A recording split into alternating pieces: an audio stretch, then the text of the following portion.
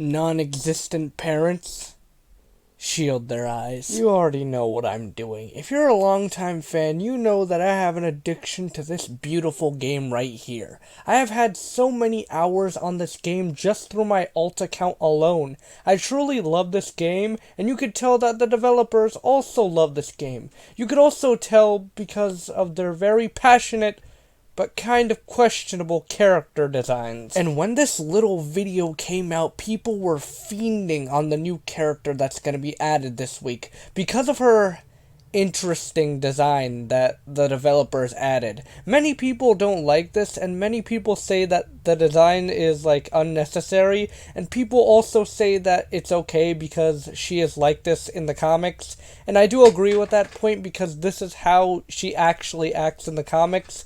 When I went to school and read some Wolverine comics, this is how she looked. I mean, not exactly, but like, this is how she does things, I guess. And was I mad that they decided to make the character look weird and very sexual in the comics? No, not really. I was more into the actual story than hating on something that doesn't really matter.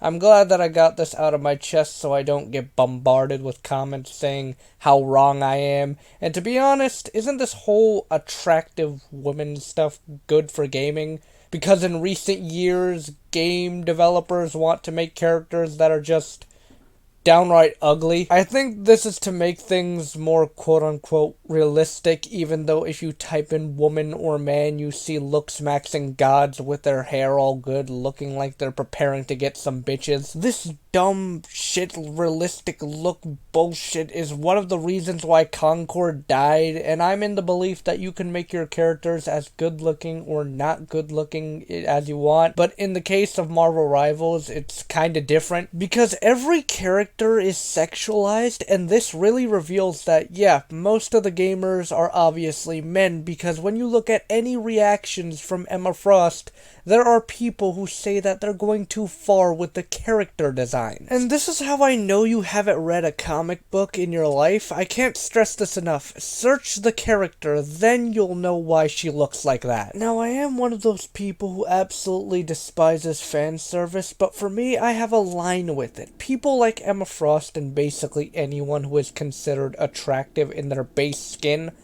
are fine. But I think that the skins are a bit much, to be honest. I know the skins exist in the comics, but realistically speaking, why would you buy it? Either you're a girl or a gooner focusing on one hand on the controller, if you know what I mean. Now, I will admit I was one of those people who said that this is too much, but I took a step back and just thought about it, and reached the conclusion that this is fine. But the children, what about the children? The game is rated 12 even though it's rated T, and my child is being consumed by filth. Alright, first of all, if you care that much, just take it away from him. And second, you already know that Marvel Rivals is primarily just teens and adults, right? I mean, besides my cousin, I don't see any kid that is not in the age of puberty really play Marvel Rivals. So, in the case of Marvel Rivals and kids, the conclusion is, a big fat middle finger to them kids. Now, I think there's a difference between fan service and just making a character just good looking. I mean, look at Widowmaker. When you see her, do you see her do any sort of sexual stuff for basically no reason at all? And the answer might be no, of course not. Her character design is just like that. Now, I haven't really played Overwatch, but from what I've seen from the cinematic of her, she looks good, and that's it. But actual fan service is,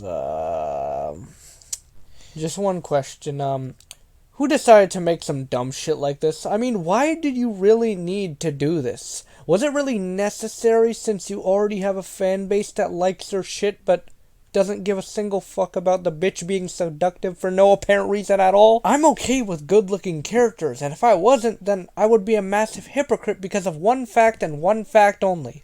When you see a main character, most of them have designs that look attractive to make them more in power or whatever. How would you feel if there was an imposing villain that you've never seen before, and he's built up from beginning to end, and he's revealed to be a midget that looks ugly as hell? You most likely would not treat him seriously at all. In the case of Marvel Rivals, quote unquote, going too far, I most likely just agree with the side of the comic book readers. Oh, but don't get me wrong, you guys had some valid points, and yeah, if you enjoyed, be sure to like and subscribe for more content like this, and check out my last video, it's very good. I spent a lot of time on it, and it didn't really get that much traction, so if you want, you could watch it. It's pretty entertaining.